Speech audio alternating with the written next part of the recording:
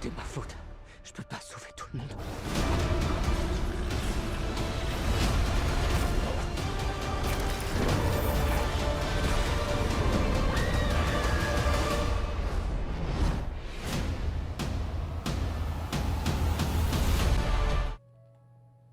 Oui.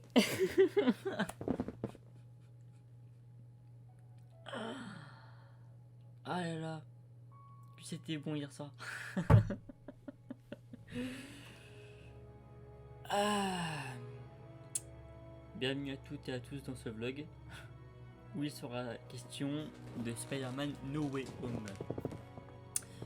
Donc, sorti hier en France pour le grand public. C'était énorme.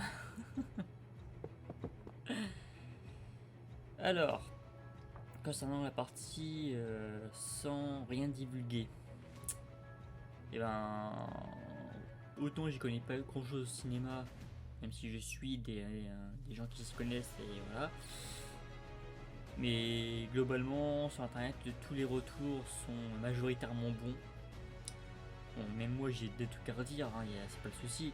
Mais franchement, il vaut le coup d'œil. Allez, vous pouvez aller le voir, voilà. Vous devriez pas être déçu.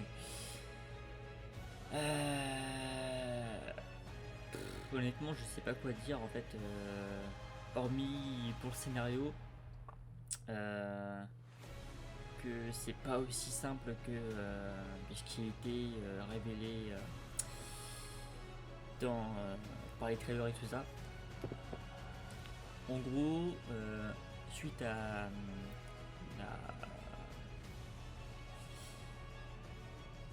l'annonce de J. Jonah Jameson en fait, que Spider-Man était Peter Parker, parce que Mysterio avait laissé derrière lui des fausses preuves en fait, de son faux assassinat par Peter. Et ben Peter est un petit peu dans la merde, sauf qu'il est pas le seul en fait à être dans la merde. Il y a aussi Ned, MJ et globalement en fait tous ses proches. Au point que, ben, étant donné que Peter et ses amis doivent rentrer à la fac, et ben, en fait, le fait que Peter soit Spider-Man, avec tout ce que ça implique, et que ses amis qui étaient au courant, et ben, l'aient aidé dans ces trucs, et ben, toutes les portes leur sont fermées. Du coup, ben, Peter en fait pense à demander à Doctor Strange en fait de faire un sort pour annuler purement et simplement le fait que les gens sachent qu'il est Spider-Man. C'est pas juste parce que tout le monde le sait et que du coup c'est un peu la merde, c'est pas que pour lui. Et je pense que si ça avait été que pour lui, il aurait pu compter sur la présence d'un personnage dont on parlera un peu plus tard. Et voilà. Sauf qu'en fait, en voulant faire ajouter à Strange au fur et à mesure du sort des exceptions, donc sa tante, MJ, Ned, Happy, tout ça, enfin tous ses proches en fait, pour pas qu'il les perde, et ben le sort a foiré, et au lieu que tout le monde oublie qu'il est Spider-Man, et ben tous les méchants connus des derniers films Spider-Man en fait, qui ont appris la véritable identité de Spider-Man, pop dans son univers. Si bien que, en fait, Peter Parker doit affronter Octavius, Norman Osborn, l'homme sable, vite fait le lézard et Electro.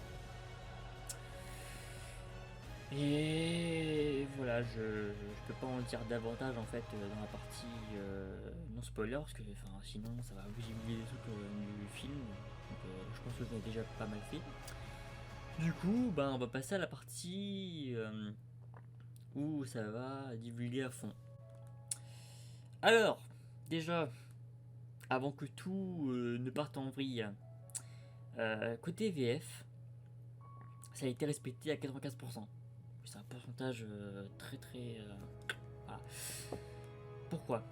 Parce que toutes les voix françaises connues sont respectées, excepté une. La voix de l'avocat de Peter Parker et de ses proches, Matt Murdock. Et ouais, ils ont...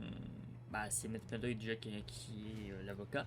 Et en plus de ça, ils sont allés jusqu'au bout, comme avec John Jameson pareil. Ils sont allés reprendre Charlie Cox, qui est Matt Murdock et du coup Daredevil dans la série Netflix, qui est très bonne au passage, que moi j'ai adoré.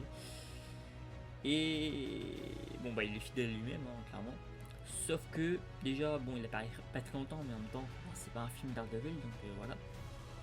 Et un choix de fin de film rend à mes yeux, de toute façon, c'est objectif, hein, sa raison même d'être dans le film totalement caduque. Vous verrez pourquoi ensuite. Juste avant de le voir lui, parce que là je parlais d'un personnage important qu'on voyait, on va parler d'un policier qui interroge chaque personnage et qui a la voix de Nassim Guetta, que vous connaissez sûrement pour avoir fait plusieurs voix dans des animés, et notamment Seto Kaiba. Je m'appelle Nessim Guetta, je suis comédien et je suis là pour une interview sur la chaîne Yugimuto 91. Et moi quand je l'ai reconnu en fait, je me dis oh il est là.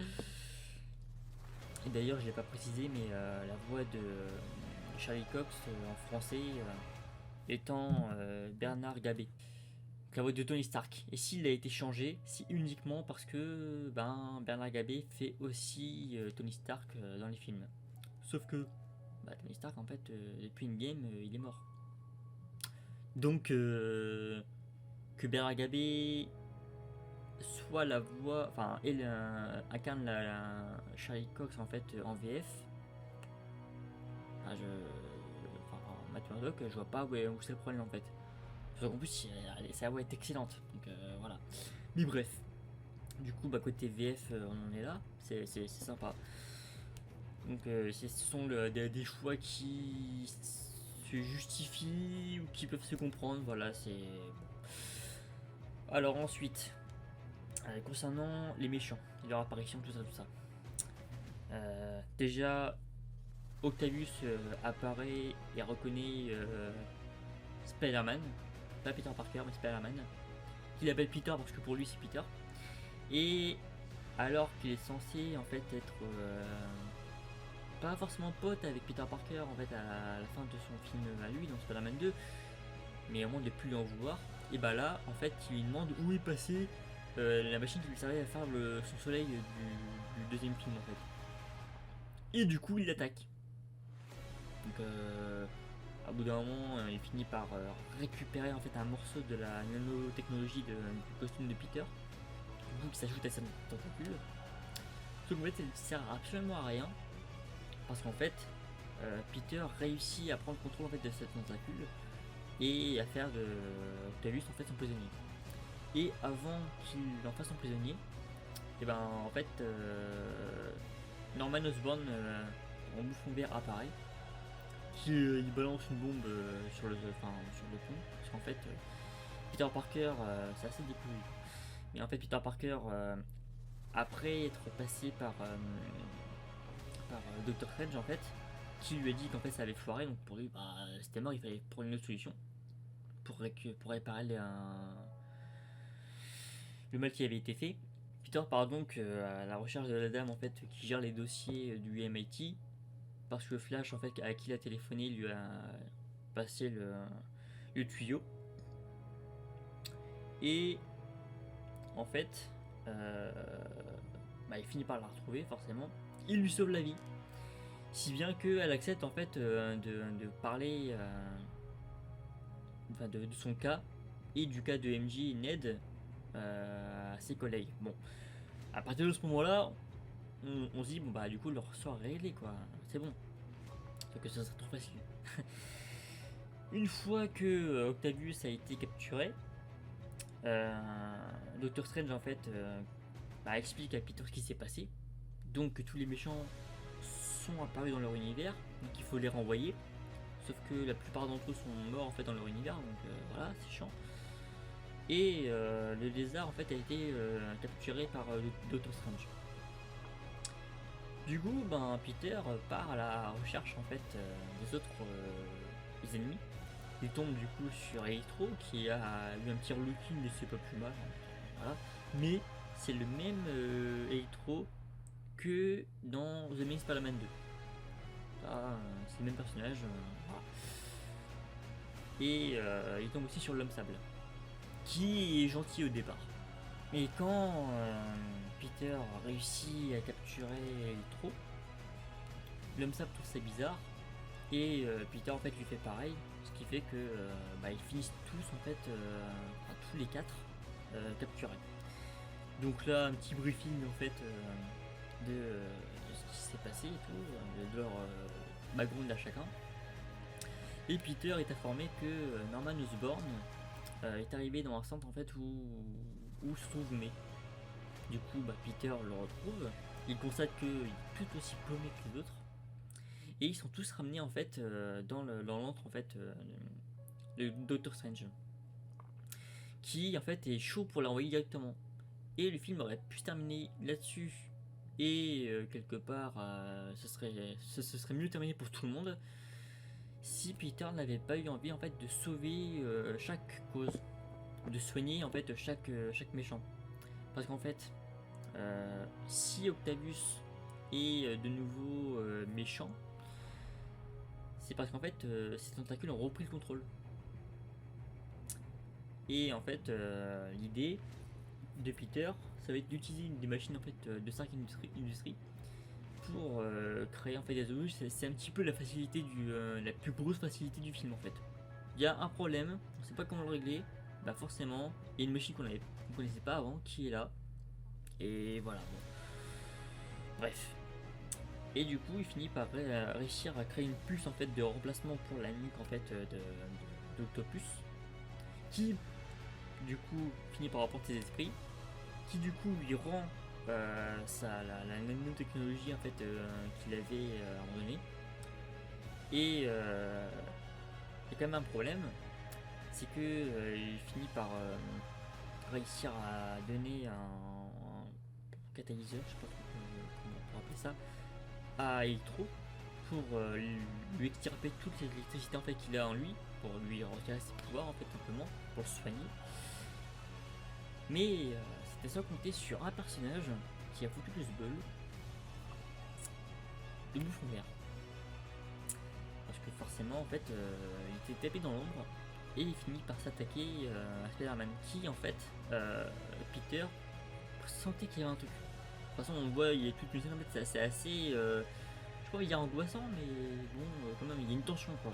On se dit qu'est-ce qui va se passer, qui c'est lequel, et en fait c'est Norman Osborn, le bouffon vert, qui se révèle, il combat Peter. Bon, tout le bâtiment finit un petit peu en ruine, hein. Et il réitère l'attaque en fait qu'il avait faite contre le premier Spider-Man, qui lui avait été fatale à l'époque. Sauf qu'en fait, c'est pas Peter qui prend, c'est Aunt May. Et étant donné qu'elle arrive à se relever et qu'elle parle à Peter à peu près normalement, qu'elle a pas l'air trop blessée, on se dit en fait qu'elle a survécu quoi, c'est bon, c'est tranquille. Et en fait, pas tant que ça.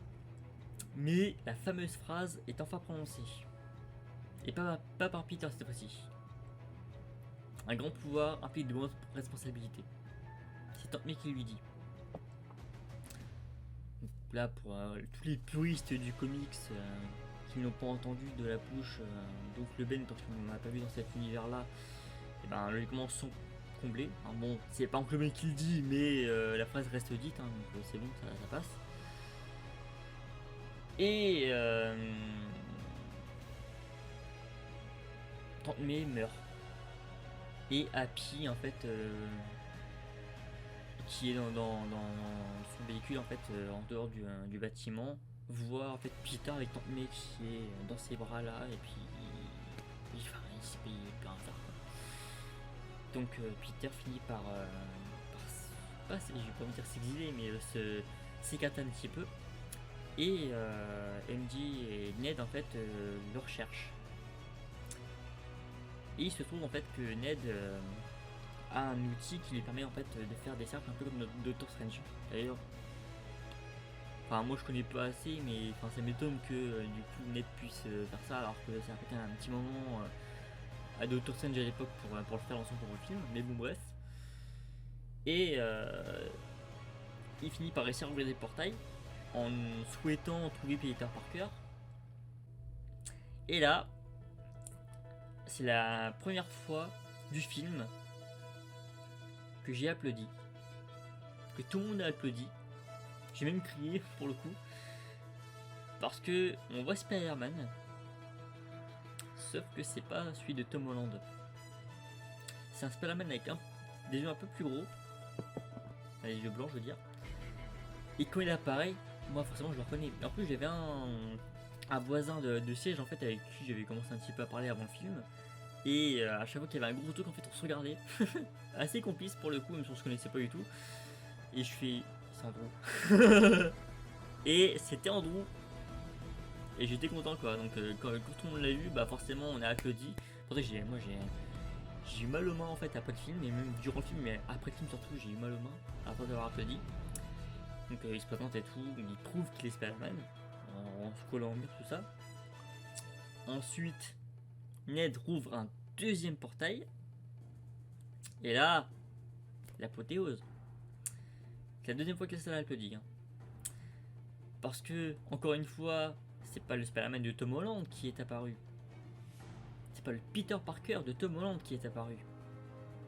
C'est le Peter Parker de Tobey Maguire qui est apparu. Et là, forcément, bah, tous les fans en fait de la première heure, du début des années 2000 en fait. Bah, il y en a même qui ont sifflé, hein, mais voilà. Bon, j'ai juste applaudi parce que moi je préfère je préfère Andrew Garfield. Voilà. Mais parce que j'apprécie aussi un petit peu celui de Toby, j'ai applaudi quand même. Donc tout ce moment finit par retrouver le Peter Parker de Tom Holland. Il lui explique un petit peu leur background à eux, ce qu'ils ont perdu, tout ça. Et ils se promettent en fait de soigner en fait leurs méchants et de après les renvoyer quoi. Et du coup on a une scène avec les Peter Parker, MJ il me semble, en tout cas Ned, il est présent dans un labo pour créer des genres de sérum en fait pour les soigner.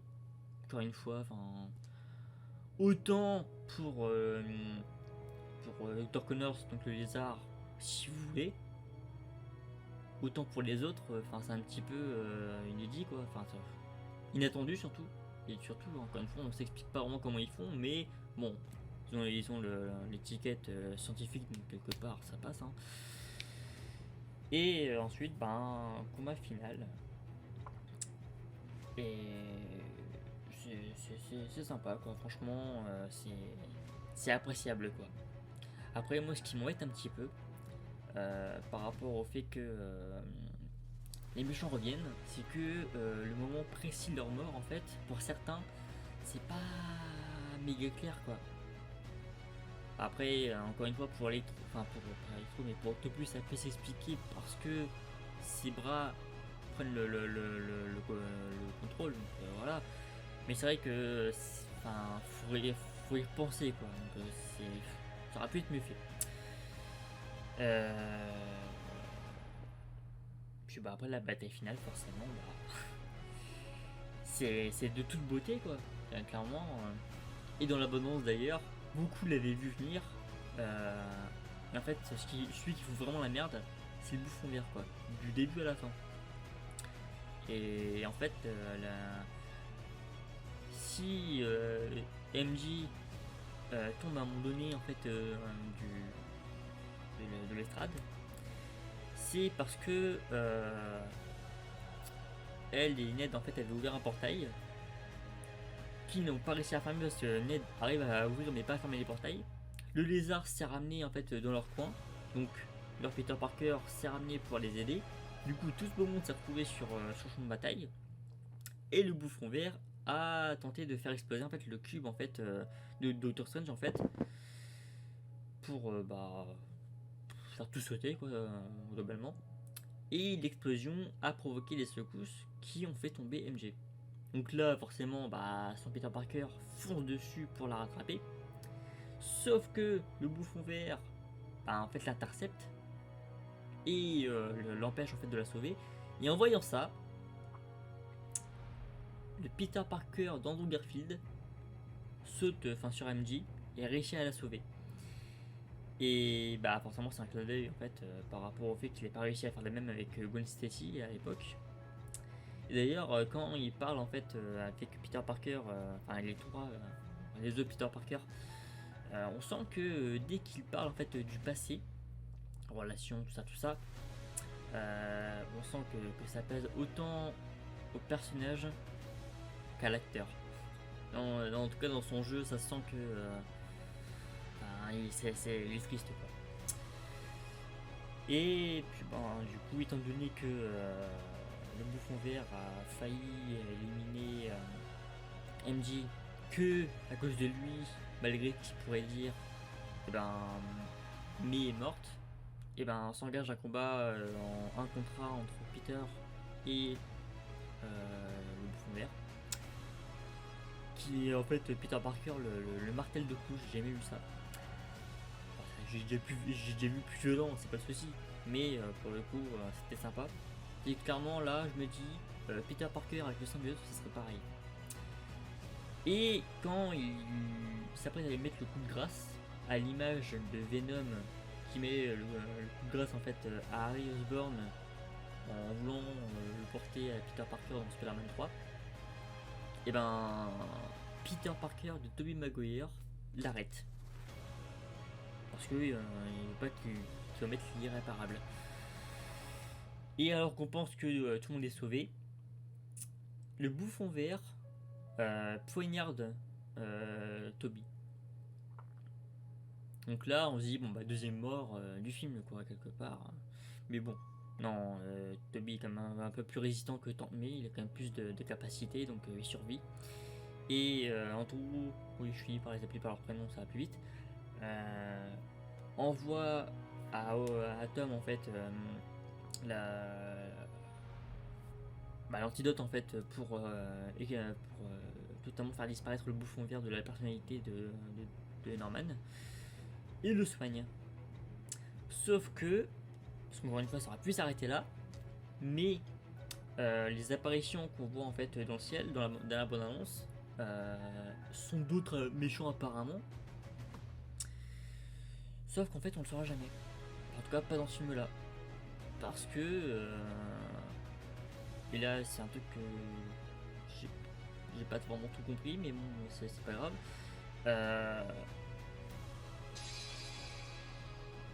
En fait le fait que Peter fasse le souhait que tout le monde oublie qu'il est Spider-Man, mais cette fois-ci vraiment totalement, empêche et referme les autres en fait portails qui commencent à s'ouvrir, qui fait que en fait Doctor Strange en fait a réussi à tous les repousser qui lui avait dit mauvais qu'il n'y arriverait pas.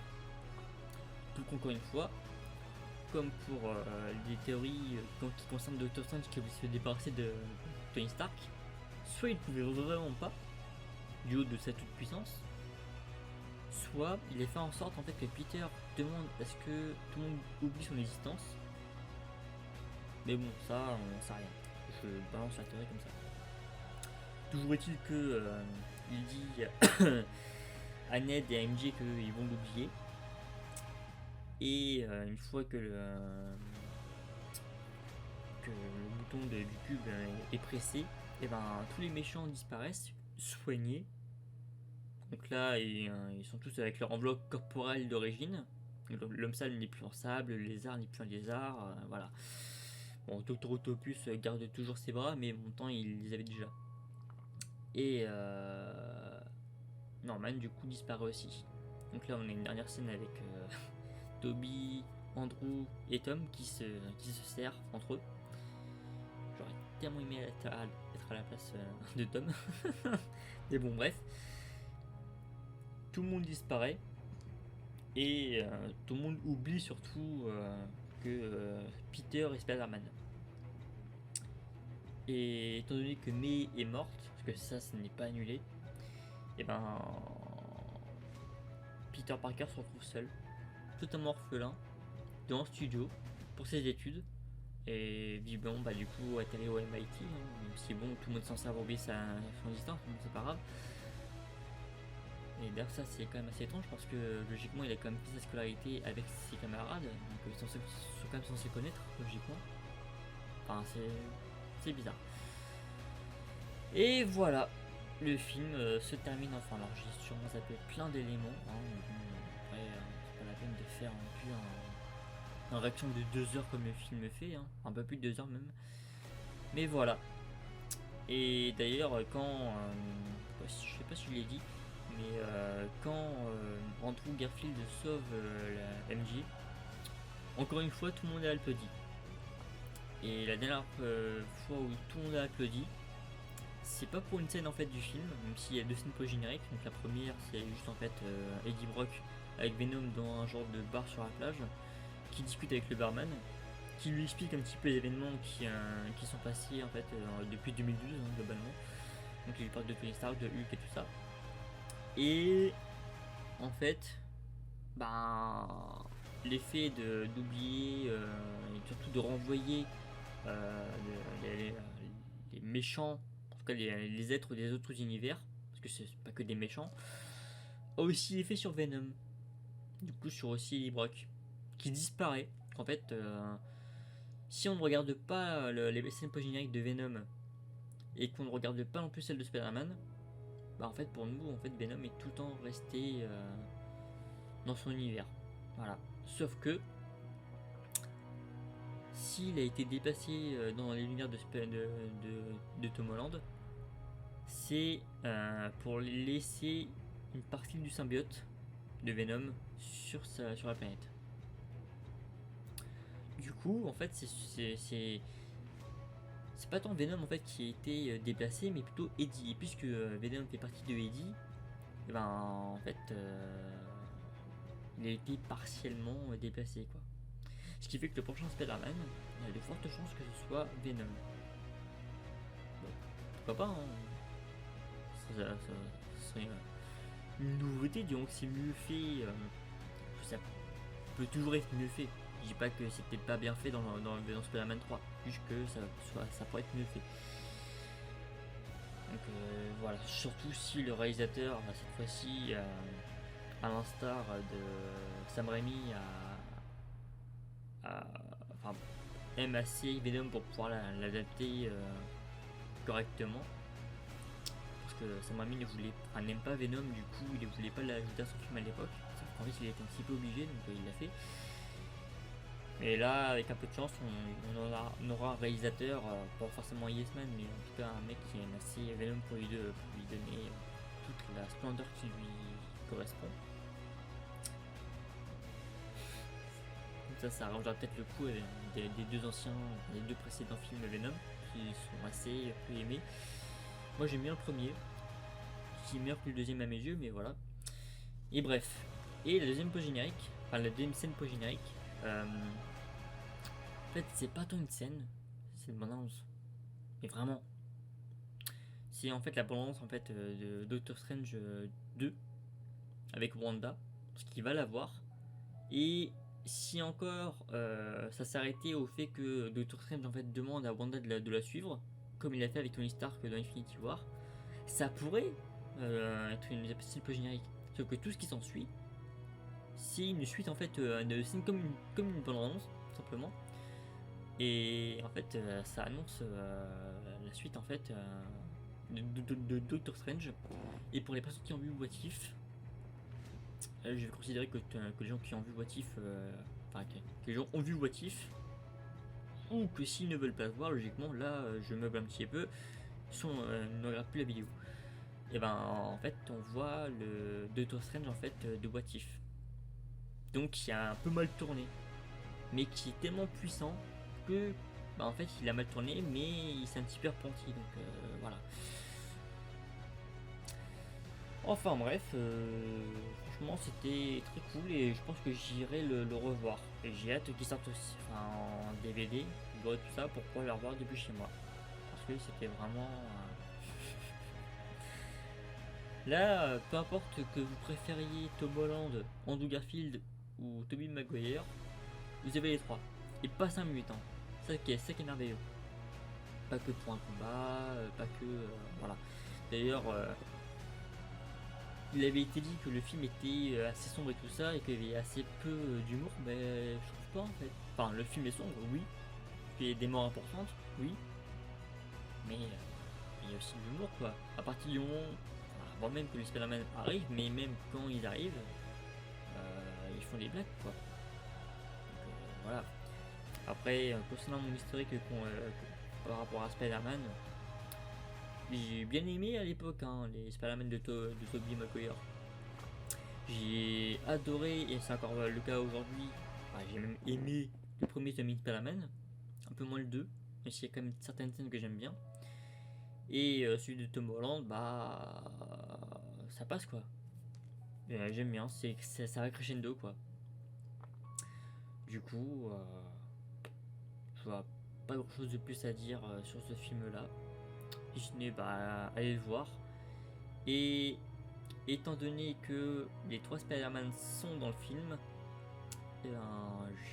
j'essaierai d'ajouter en post-prod une affiche de fan parce qu'elle n'est pas officielle, même si c'est clairement la meilleure en fait de toutes celles qui ont été présentées, avec les 3 Spider-Man présents dessus. Voilà. Du coup, c'est tout ce que j'avais à dire sur ce film. Et une demi-heure de vidéo, c'est déjà beaucoup pour en parler. Donc voilà. Sur ce, je vous encourage à aller le voir. Et à une prochaine pour une prochaine réaction. Un beau annonce ou un film, ou peu importe. Ciao. À l'attention des irréductibles connards qui prennent des vidéos dans les cinémas pour ensuite les poster sur YouTube avec des miniatures qui révèlent des éléments clés du film le premier jour de la sortie, vos chaînes devraient être bannies. Allez vous faire foutre.